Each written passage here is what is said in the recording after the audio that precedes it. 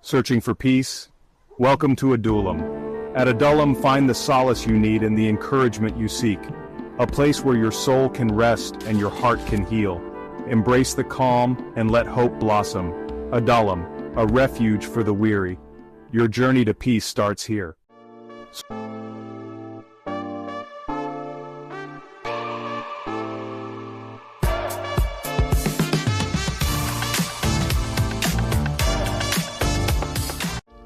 In the cave of Adullam, people didn't arrive strong. They came distressed, in debt, and discontented. But they didn't stay that way. This is our Adullam, a place for the hidden battles and the quiet transformations God is working through them. So, you thought you were past it. You did the work, you prayed, you faced it head on, and for a while, it felt like freedom. But then, it came back. Not the same way, not as obvious, but just as real. Now, it looks like hesitation, avoidance, overthinking, shutting down. And what hurts the most isn't the fear itself, it's the embarrassment. Let us understand something. I want us to understand something, that there's the return of fear in disguise. And how does it happen?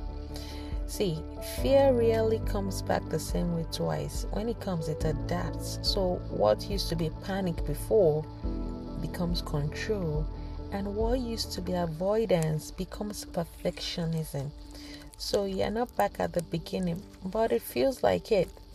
Look at Ecclesiastes 7:8, where it says, "The end of a matter is better than its beginning, and patience is better than pride." Therefore, growth is not linear. Scripture does not promise instant transformation. Rather, it emphasizes endurance. And why does this happen? This in itself is not failure, it's just exposure, because when you overcome fear at one level, you become aware of it at a deeper level. Before, it would control your emotions, your actions. Now, it hides in your reactions. For example, in Psalm 34:4, look at what it says. It says, "I sought the Lord, and He answered me. He delivered me from all my fears." This does not mean that fear never appears again. It just means that fear no longer has authority over you. And then there's the embarrassment factor. And this is where many people get stuck. Not because of fear, but because of shame about the fear. You start asking yourself, why am I still dealing with this? Didn't I already overcome this? And that question is simply pride disguised as frustration. Look at Proverbs 14:16, where it says, "The wise fear the Lord and shun evil, but a fool is hard-headed and yet feels secure." So being aware of your vulnerability is not weakness, it's wisdom. Progress is not the absence of fear. It's how quickly you recognize it, how differently you respond to it, how little control it has over your decisions. Before, fear stopped you. Now, fear slows you, but you still move. That is transformation. Isaiah 41:13 says, "For I am the Lord your God, who takes hold of your right hand and says to you, 'Do not fear, I will help you.'" So God does not remove every fearful moment. He meets you in it. This is what you should do when fear shows up again. And I'm telling you this is not theory. This is an actionable thing you have to do.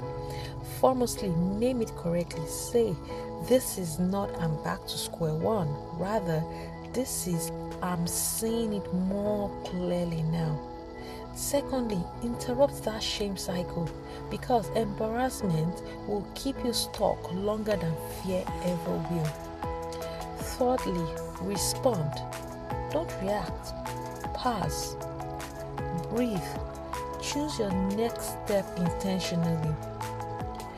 And finally, stay consistent, not dramatic. You don't need a breakthrough moment, rather you need steady obedience. So whatever that fear is, ask yourself honestly, where has fear changed form in my life? Am I calling it something else to avoid confronting it? Or am I more focused on being past it than actually growing through it? The cave was never the end of their story. It was the place where strength was formed quietly. If fear has been showing up differently in your life, you are not failing. You are just being refined. This is OURADULLAM. And even here, God is still with you. Until next time, bye for now.